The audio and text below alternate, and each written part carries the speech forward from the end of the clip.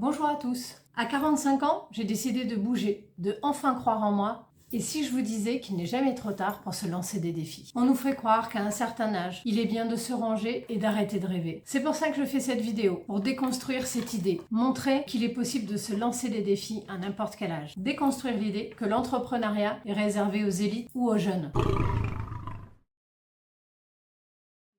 Voici quelques défis que j'ai relevés.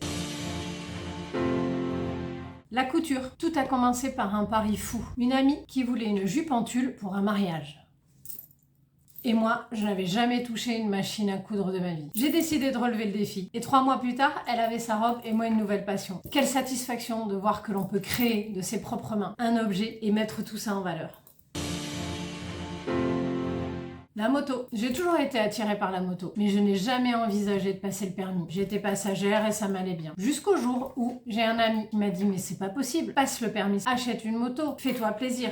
Et je l'ai fait. J'ai passé la formation 125 en février. Finalement, en juin, je me suis inscrite au permis et en août, j'avais le permis à 2 et ma première moto gros cube.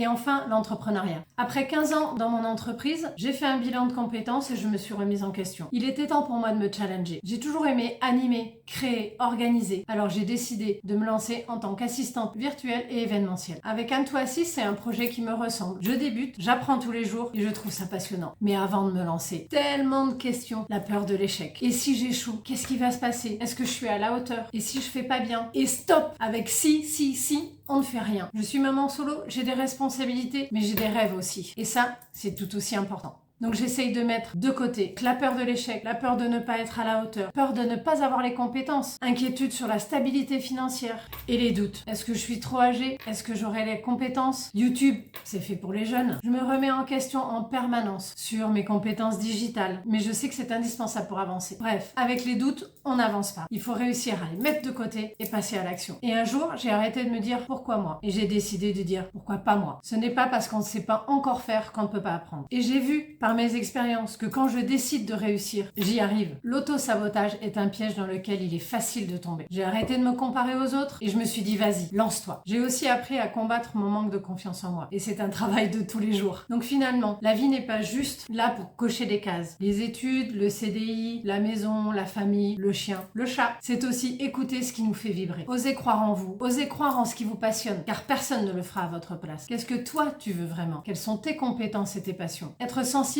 et bienveillant est une force, ce n'est pas une faiblesse. Je débute dans l'entrepreneuriat et même si le chemin est encore long et difficile, je construis une activité qui me ressemble et qui me motive chaque jour. Donc, si cette vidéo vous inspire, pensez à liker, commenter et à vous abonner pour suivre mon aventure. Ensemble, on peut se motiver et se challenger. Et dites-moi en commentaire, quel est votre prochain défi ?